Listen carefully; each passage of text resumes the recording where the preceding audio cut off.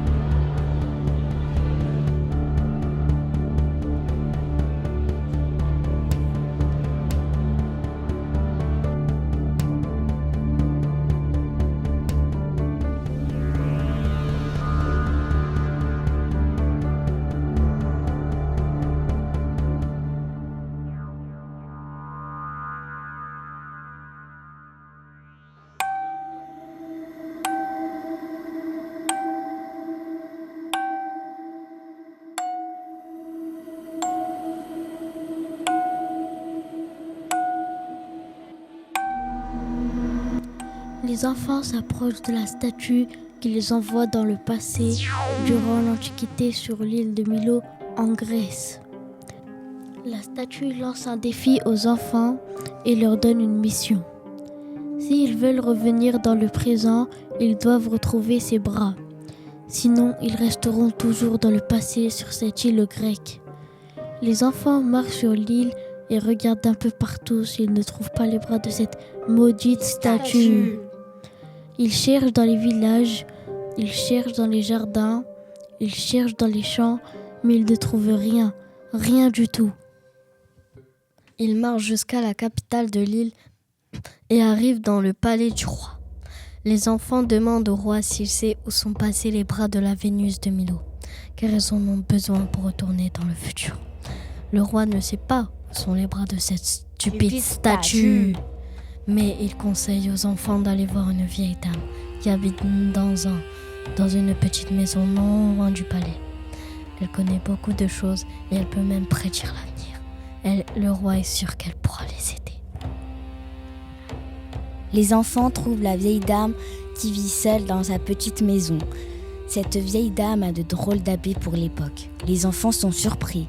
Elle leur explique qu'elle vient elle aussi du futur, qu'en visitant un jour le musée du Louvre, elle a été envoûtée par la statue.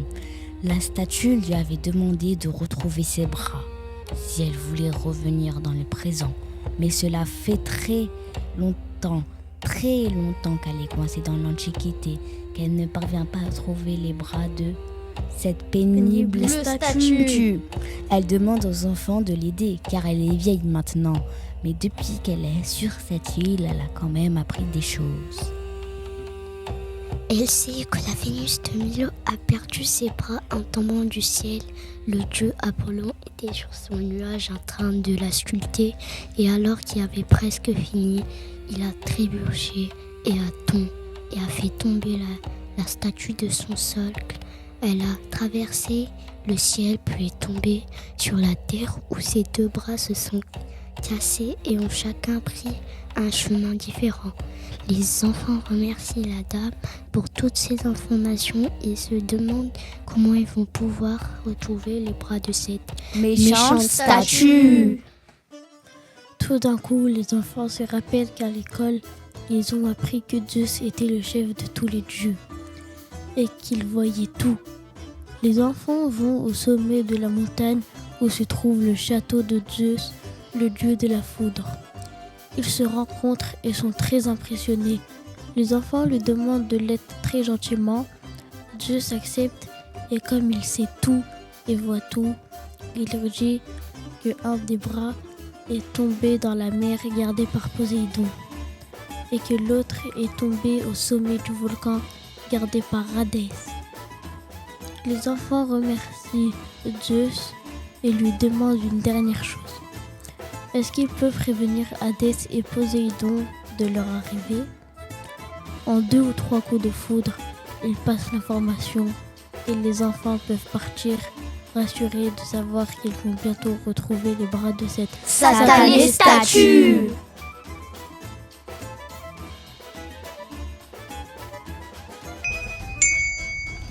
Les enfants se rendent d'abord en courant sur la plage où Poséidon leur donne le premier bras. Ils sont vraiment contents de pouvoir le récupérer. Merci Poséidon. Ils se rendent ensuite en marchant lentement, très lentement, au sommet du volcan. Et oui, ça monte, où les attend Hadès avec son fameux trident. Hadès leur donne le second bras. Merci Hadès. Ils repartent très contents avec les 2 bras de cette vilaine statue qui les attend devant le palais du roi.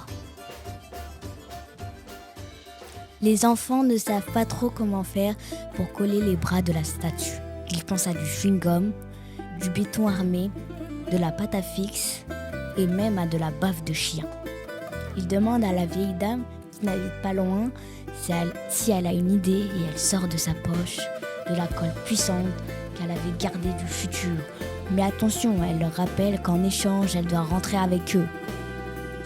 Et voilà notre drôle de statue avec ses 2 bras. Les enfants lui demandent de rentrer. Le futur les attend. Tout d'un coup, les voilà renvoyés dans le futur avec la vieille dame qui s'est accrochée à eux.